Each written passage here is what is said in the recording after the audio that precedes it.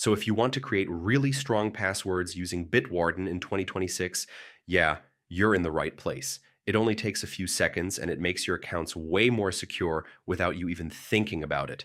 First, open Bitwarden and go to the password generator. You'll usually find it in the browser extension or inside the mobile app menu. Now select the password type. Stick with a password instead of a passphrase for maximum strength, especially for email or banking accounts. Next, increase the length to at least 16 characters. Honestly, the longer it is, the harder it is to crack, so don't be shy here. Now make sure you include uppercase letters, lowercase letters, numbers, and special characters. This combination gives you the strongest possible security. Hit generate, and Bitwarden will instantly create a strong password for you. Just copy it and save it directly into a new vault entry. Now save the password in your vault under the correct website or app. Bitwarden will automatically sync it across all your devices so you don't have to remember it yourself.